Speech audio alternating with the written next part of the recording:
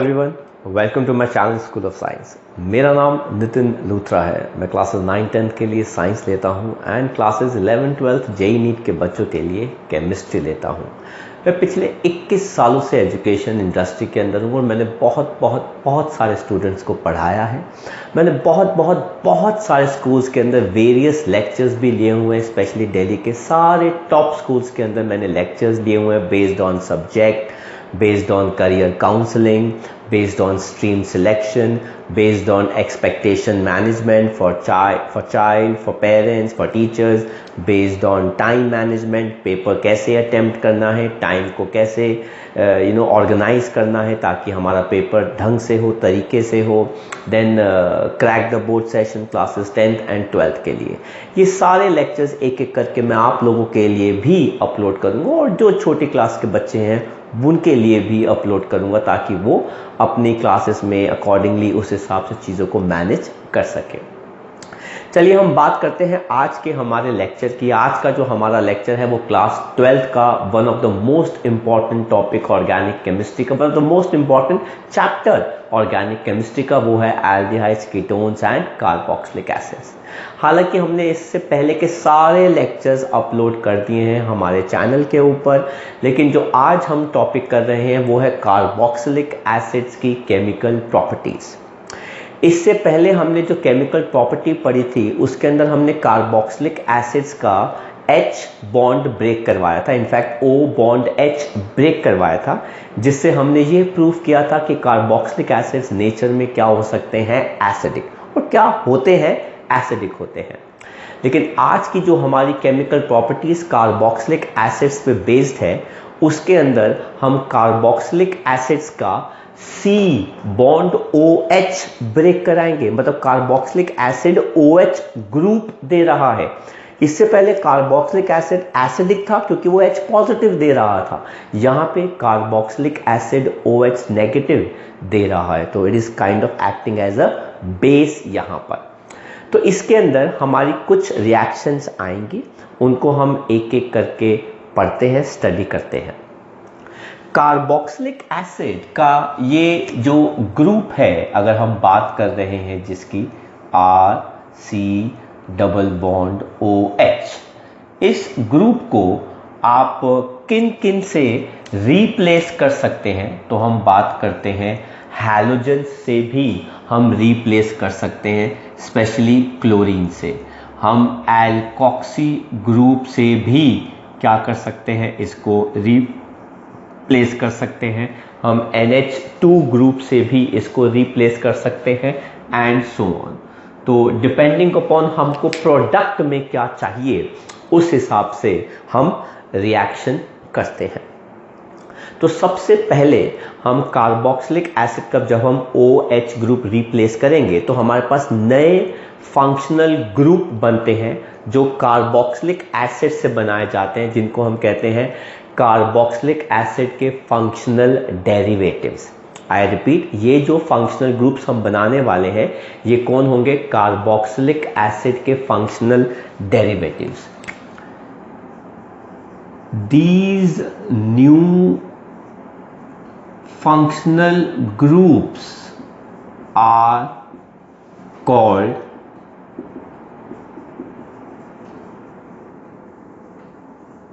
functional derivatives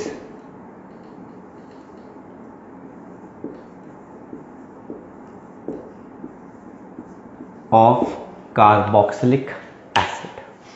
तो इसमें जो हम सबसे पहला फंक्शनल डेरिवेटिव बनाने जा रहे हैं वो है एनहाइड्राइड्स।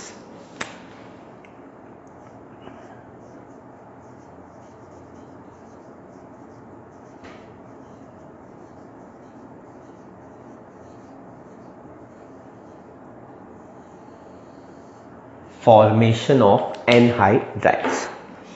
आप कोई भी कार्बोक्सिलिक एसिड ले लीजिए,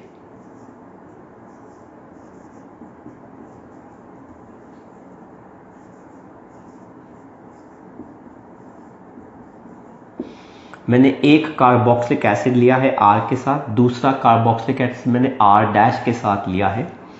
और इसके अंदर स्ट्रॉन्ग डिहाइड्रेटिंग एजेंट डाल दीजिए। कॉन्क H2SO4 भी डाल सकते हैं या P2O5 भी डाल सकते हैं। तो ये डिहाइड्रेटिंग एजेंट काम करता है, दोनों कोई भी एक ले सकते हैं। स्ट्रॉन्ग डिहाइड्रेटिंग एजेंट, और इसका काम होता है पानी का लॉस कराना। अब आप अगर यहाँ से OH माइनस ले रहे हैं तो आप यहाँ से H पॉजिटिव ले लीजिएगा, नहीं तो अगर आप यहाँ से H पॉजिटिव ले रहे हैं तो यहाँ से आप OH माइनस ले लीजिएगा, और आपके पास ये बन जाएगा R C double bond O C double bond O R dash, साथ में आ गया पानी। इस फंक्शनल डेरिवेटिव को जो हमारे पास आया है इसको हम क्या कहते हैं, एनहाइड्राइड। और जिस भी अल्कोहल से आपने इसको बनाया है उसका नाम यहाँ पर आ जाता है एज एल्केनोइक एनहाइड्राइड। एग्जाम्पल लेते हैं। मैंने इथेनोइक एसिड ले लिया और दूसरा भी मॉलिक्यूल इथेनोइक एसिड का ही है।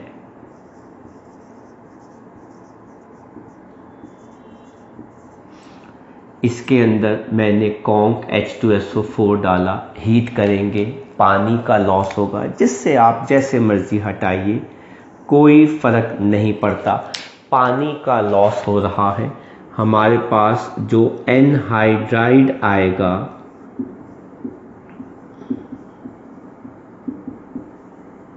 वो ये आ गया। अब ये एनहाइड्राइड हमें किससे मिला है, इथेनोइक एसिड से मिला है, तो इसका नाम क्या हो जाएगा, इथेनोइक एनहाइड्राइड। क्योंकि हाइड्राइड ग्रुप तो मैंने आपको बता दिया क्या है, सेम आ जाएगा उस हिसाब से। अगर आप दो डिफरेंट कार्बोक्सिलिक एसिड लेते हैं, प्रिटी सिंपल। ये देखिए, मैंने एक क्या ले लिया, इथेनोइक एसिड, और दूसरा मैंने क्या ले लिया, बेंजोइक एसिड। ये आ गया इथेनोइक एसिड, ये आ गया बेंजोइक एसिड। आप स्ट्रॉन्ग डिहाइड्रेटिंग एजेंट डाल दीजिए, कॉन्क H2SO4 या फॉस्फोरस पेंटाऑक्साइड।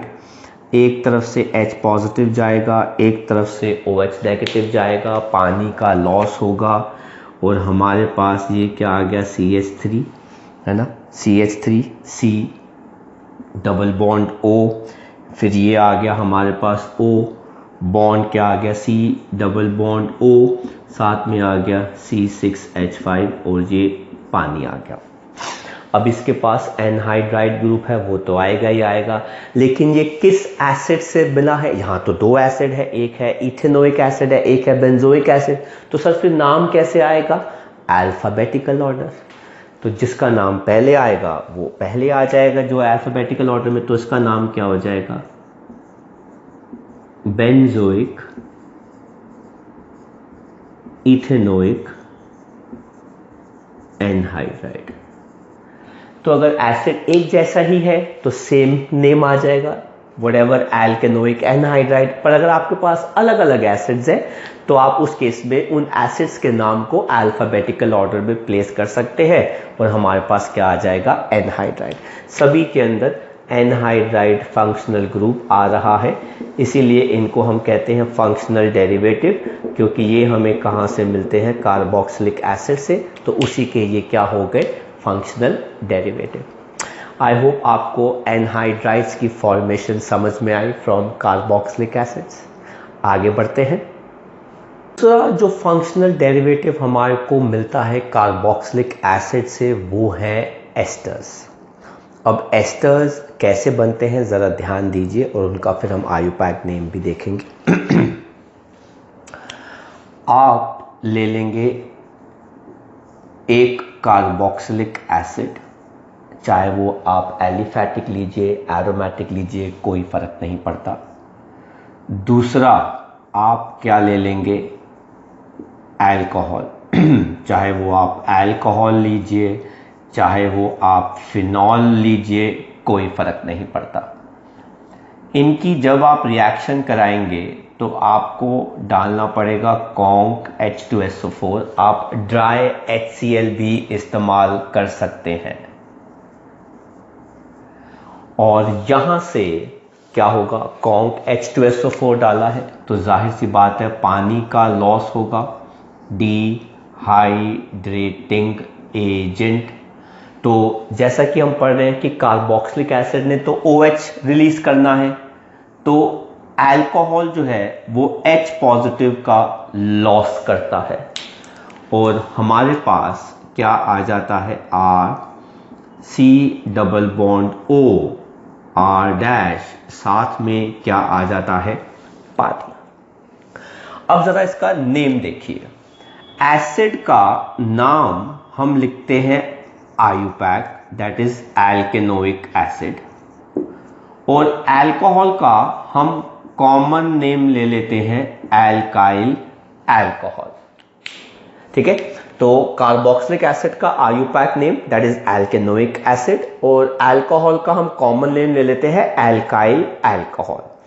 तो अब इसका नाम कैसे लिया जाता है, ये वाला पोर्शन अल्कोहल को बिलोंग करता है, इसलिए इसको कैसे लिखा जाता है, एल्काइल।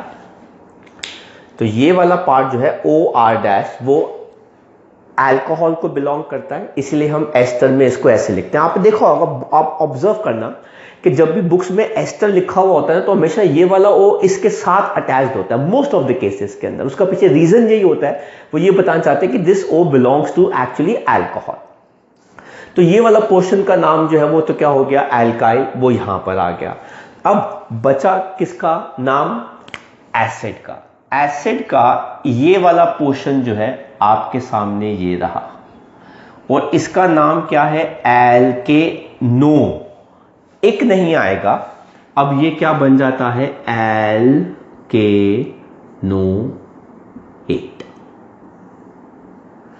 तो एस्टर का फाइनल नेम क्या हो गया, एल्काइल एल्केनोएट। और ये एस्टर होता है एंड इसकी स्मेल क्या होती है, फ्रूटी स्मेल। तो फ्रूटी स्मेल से आप पहचान भी सकते हैं, अगर आप चाहें तो आप इसको एज ए टेस्ट यूज़ कर सकते हैं फॉर कार्बोक्सिलिक एसिड या फिर अल्कोहल, पर हमारे पास और भी उसके अच्छे टेस्ट हैं, हम वो भी यूज़ कर सकते हैं, नॉट ए प्रॉब्लम। अगर एसिड के लिए टेस्ट करना है तो आप क्या करेंगे, अल्कोहल डालिए, कॉन्क H2SO4, फ्रूटी स्मेल आएगी तो ये एसिड हो गया। अगर अल्कोहल के लिए टेस्ट करना है तो आप उसमें थोड़ा बहुत कोई भी कार्बोक्सिलिक एसिड डाल दीजिए, कॉन्क H2SO4, फ्रूटी स्मेल आएगी तो एस्टर है, तो ये अल्कोहल हो जाएगा, लाइक दैट। एक एग्जाम्पल देखते हैं भी इसका। हम ले रहे हैं इथेनोइक एसिड,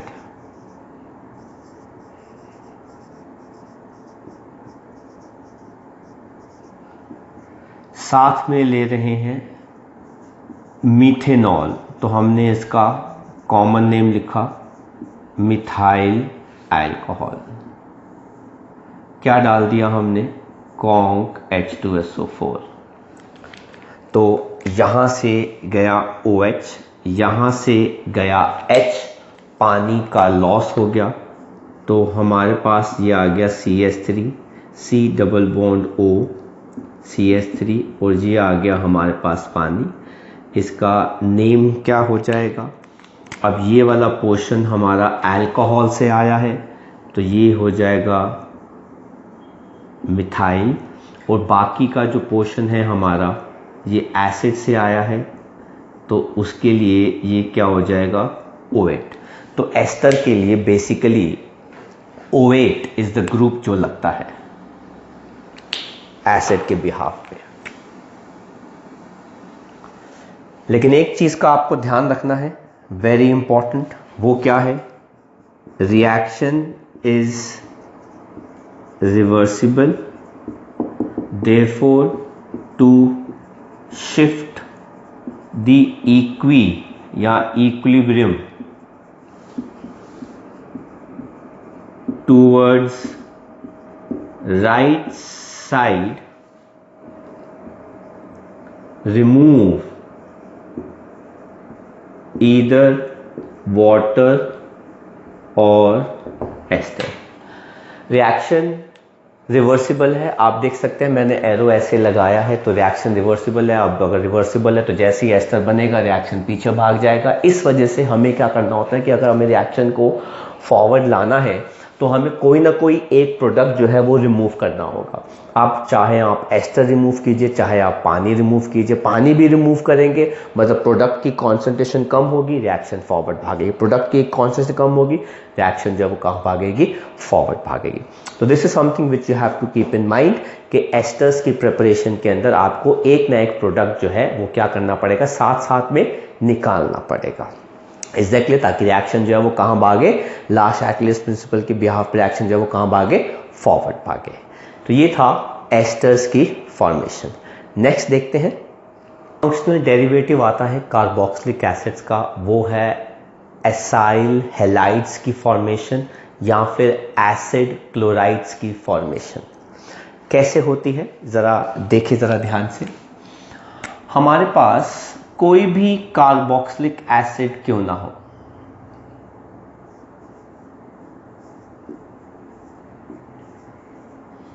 आप उसको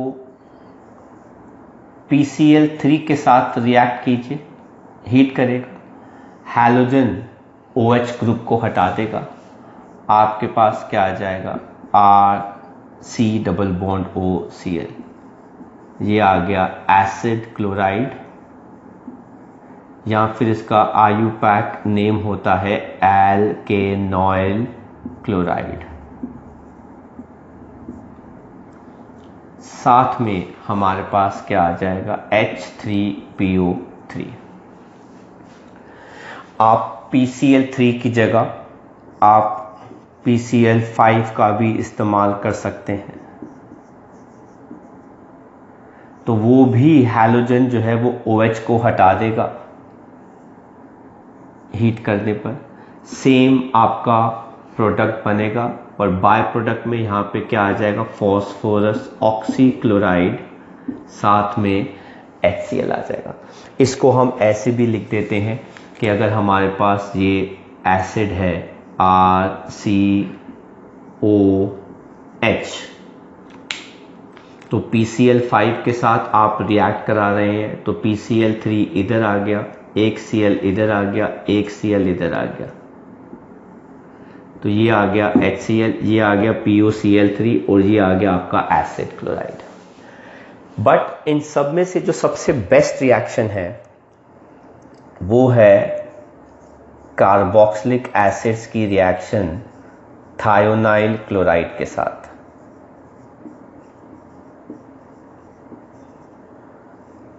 कॉन्सेप्ट सेम ही है, हीट करेंगे, हैलोजन जो है OH ग्रुप को हटा देगा, आपके पास एसाइल हैलाइड बनेगा, साथ में क्या आ जाएगी, SO2 गैस और साथ में क्या आ जाएगी, HCl गैस। दोनों गैसेज है तो प्योरीफाई करने में हमें ज़्यादा टाइम स्पेंड नहीं लगता, हमारे पास जो मेन प्रोडक्ट आता है वो यही आता है। So out of all the three this is the best because no byproduct, no need for separation of acid chlorides from byproducts, as they are gases, तो वो आराम से अलग हो जाती हैं, तो हमको उनको सेपरेट करने की भी ज़रूरत नहीं पड़ती। आई होप आपको समझ में आ रहा है। तो हम बात करते हैं हमारी फोर्थ फॉर्मेशन की। जो फोर्थ हमारा फंक्शनल डेरिवेटिव है जो हमें कार्बोक्सिलिक एसिड से मिलता है वो है अमाइड्स। अब अमाइड्स कैसे बनते हैं ज़रा देखिए। हम किसी भी कार्बोक्सिलिक एसिड को अमोनिया के साथ रिएक्ट कराते हैं। अब ये एसिड है, ये क्या है, बेस। तो सबसे पहले तो ये H पॉजिटिव गेन कर लेता है और क्या बना देता है, ये खुद क्या बन गया, कैटायन, और साथ में इसने क्या बना दिया, एनायन। तो ये क्या बन गया, आयनिक सॉल्ट। इसको हम कहते हैं अमोनियम एल्केनोएट, जिसको अगर आप हीट कर दो तो ये पानी का लॉस दे देते हैं। यहाँ से 2 हाइड्रोजन गए, यहाँ से 1 ऑक्सीजन गया और हमारे पास क्या आ जाता है, अमाइड। और इसको हम कैसे लिखते हैं, एल्केन अमाइड लिखते हैं। तो ये आ गया एल्केन अमाइड, राइट। तो पहले आप इसको क्या करेंगे, सॉल्ट फॉर्मेशन करेंगे bye formation by reaction of acid with the base. तो एसिड ही क्यों है, क्योंकि ये H पॉजिटिव दे रहा है। अमोनिया बेस है क्योंकि उसके पास लोन पेयर है, तो वो प्रोटॉन एक्सेप्ट कर लेता है। तो क्या बन जाता है, अमोनियम एल्केनोएट। तो आप इसके अंदर किसी भी फॉर्म के अंदर रिएक्ट कर सकते हैं। थोड़े से एग्जाम्पल देख लेते हैं। यहाँ पे ये आ गया हमारे पास इथेनोइक एसिड। इसको हम अमोनिया के साथ रिएक्ट कराएंगे तो ये दे देगा अमोनियम इथेनोएट सॉल्ट, जिसको अगर हम हीट करेंगे तो वो पानी का लॉस करेगा। यहाँ से गया 2H, यहाँ से गए OH, तो हमारे पास क्या आ जाएगा, 2 कार्बन वाला अमाइड, जिसका नाम हो गया इथेन अमाइड। आप एरोमेटिक ले लीजिए एसिड, बेंजोइक एसिड ले लीजिए।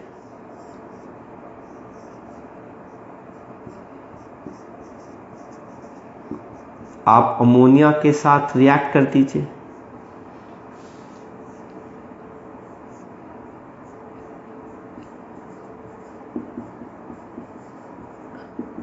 ये बना देगा अमोनियम बेंजोएट, जिसको हम हीट करेंगे पानी का लॉस करके हमें क्या दे देगा, बेंजामाइड।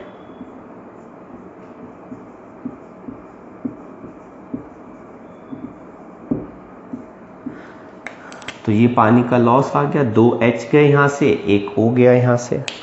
जो एक काफी इंपॉर्टेंट रिएक्शन इसके अंदर आती है वो है थैलिक एसिड की।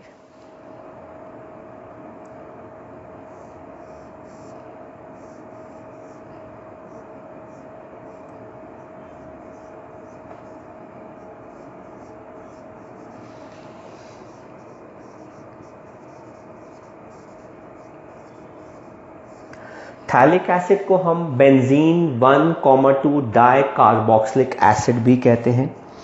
इसके पास 2 COOH ग्रुप है, तो हम इसको 2 अमोनिया के साथ रिएक्ट कराएंगे ताकि दोनों साइड पर अटैक हो जाए और हमारे पास कंपाउंड या सॉल्ट आ जाएगा अमोनियम थैलेट।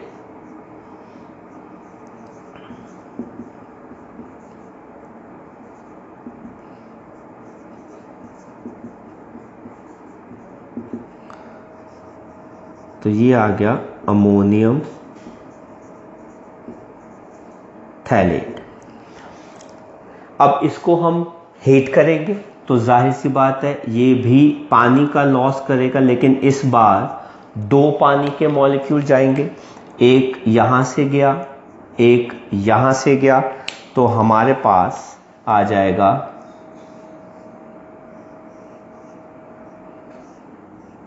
थैलामाइड।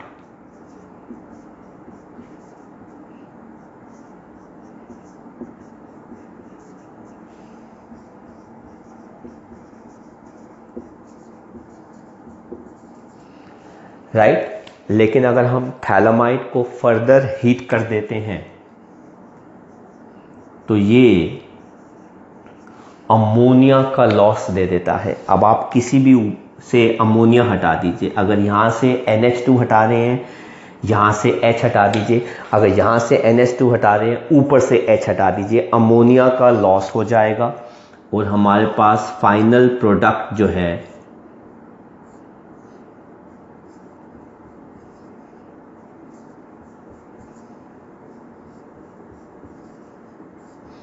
वो आ जाता है थैलीमाइड।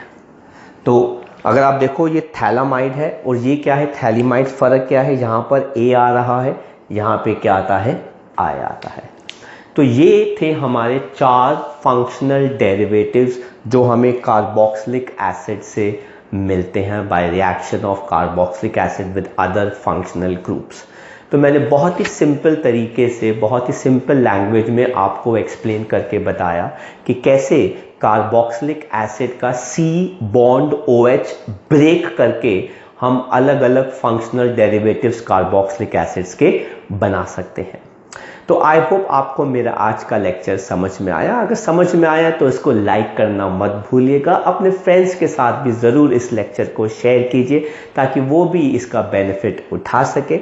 और जिन बच्चों ने मेरे चैनल को सब्सक्राइब नहीं किया, सब्सक्राइब ज़रूर कर लीजिए ताकि आपको इस चैप्टर के और बहुत सारे दूसरे चैप्टर्स के यूज़फुल लेक्चर्स के नोटिफिकेशन जो है वो मिलते रहे। आपके भी अगर कोई डाउट्स हैं, कुछ समझना चाहते हैं, कुछ पूछना चाहते हैं, तो मैं अपना नंबर भी शेयर करता हूं। आप मुझे व्हाट्सएप कीजिए, आप मुझे कॉल कर सकते हैं, आप मुझे अपने डाउट्स लिख के भेज सकते हैं। मैं ज़रूर आपके डाउट सॉल्व करूंगा और आपको कोशिश करूंगा कि बहुत अच्छे से टॉपिक समझ में आए। Till then, study hard. Thank you very much. Bye bye from school of science.